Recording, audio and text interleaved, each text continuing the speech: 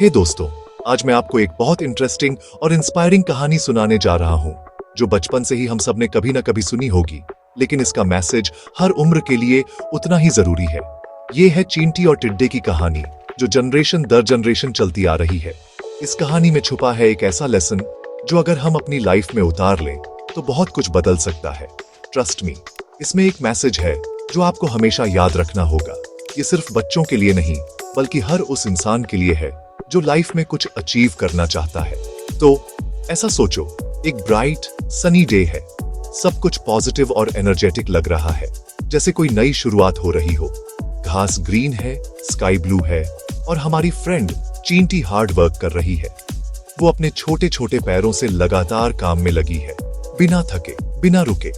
वह थोड़ा थोड़ा करके खाना अपने घर ले जा रही है। हर दाना, हर टुकड़ा उसके लिए फ्यूचर की सिक्योरिटी है। यह इजी नहीं है, पर वह चलती रहती है, स्टेप बाय स्टेप। उसकी मेहनत में एक डेडिकेशन है, एक गोल है। पर पास में टिड्डा है। वो बिल्कुल रिलैक्स्ड है, जैसे उसे किसी बात की चिंता ही नहीं। वह चिल कर रहा है, अपनी वायलिन बजा रहा है और धूप में गाना गा रहा है।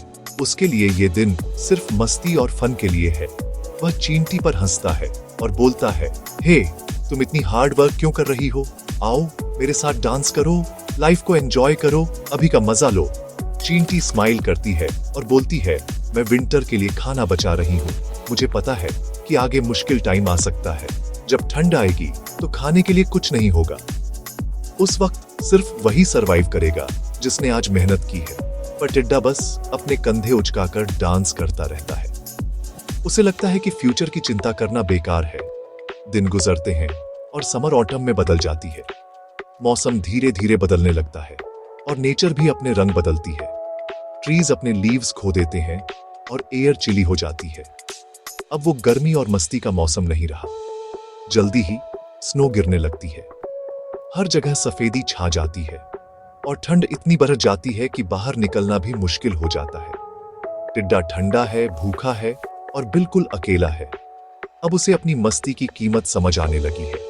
वह एक जगह से दूसरी जगह कूदता है, खाने की तलाश में, पर कुछ नहीं मिलता। हर जगह सिर्फ बर्फ और सन्नाटा है। डेस्परेट होकर टिड्डे को हार्ड वर्किंग चींटी याद आती है। उसे एहसास होता है कि उसने कितना टाइम वेस्ट कर दिया। वह उसके दरवाजे पर कांपते हुए नॉक करता है। उसकी आंखों में उम्मीद और पछतावा दोनों है। चींटी, क्या तुम मेरी हेल्प कर सकती हो? मेरे पास खाना नहीं है और कहीं जाने के लिए जगह भी नहीं है। मैं बहुत परेशान हूँ। चींटी को टिड्डे के लिए सैड फील होता है, पर उसे यह भी याद आता है कि उसने अपनी समर गाने और डांस करने में कैसे बिताई थी। चींटी सोचती है कि अगर टिड्डा भी थोड़ा सा प्रिपेयर करता तो आज ये हालत न होती।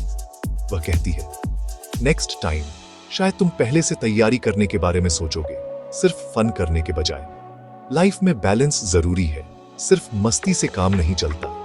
और इस तरह टिड्डा एक बड़ा लेसन सीखता है। वर्क प्ले से पहले आता है, खासकर जब आपको मुश्किल टाइम के लिए रेडी होना हो। तो क्या टेक अवे है? लाइफ में फन और मस्ती जरूरी है, लेकिन प्रिपरेशन और हार्ड वर्क उससे भी ज्यादा जरूरी है।